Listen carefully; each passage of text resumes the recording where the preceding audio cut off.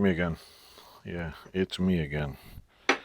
What was I gonna say? Yeah, I picked up a couple of tiny little things.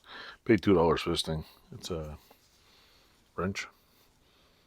I'm guessing it's an electrical wrench. It's made by the Thomas and Betts Company, Elizabeth, New Jersey. Apparently this company is still in business. I looked online.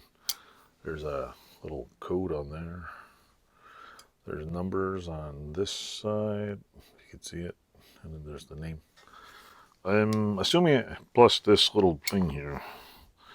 The little thing in the jiggy moves. You move this little bar over. You move the bar over this side and it goes from one side to the other. It's pretty cool. I might vapor rust it. Might not. It's actually got nice like patina. It's not rusting. Actually just looks like it needs oil. So that's one thing I picked up.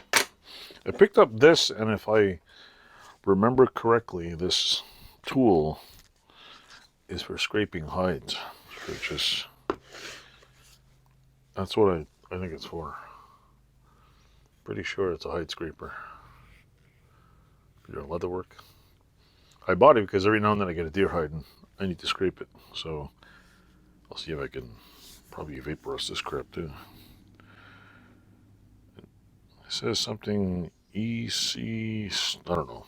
There's something written in there. Right now you can see it. Right in the right in there there's writing. I don't know what the hell it says. Got that too.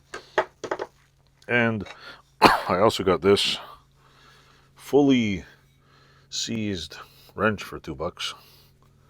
I don't know if I want to wire wheel it first or what. I know I would like to try getting the screw out just for the hell of it, but I don't think I left a flat screwdriver in here, so it doesn't even turn, like it's seized in here. So my question is do I spray some anti-seize on it or some knocker loose or what? I'm not sure, but I probably in my first attempt will be take a wire brush, take all the dirt off of it, and then drop it like it's hot in the vapor rust and see how it comes out. This looks like it's brass right here. Itsy bitsy piece of brass right in here. And you can see it. There's like a little tiny like hint. You can see the brassing in there.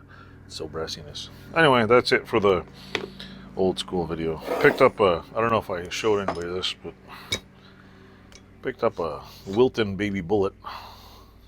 I don't know if you can see it on here, but it's a little smaller than my big bullet. It's in its original color green. It's got a bent bar, which I'll probably fix. Not anytime soon, but I'll fix it. It does a bit of a date on it, but I'll take this apart and I'll show everybody this in another video. So that's it for the tools of vintage origin. We'll move on to another video of other stuff.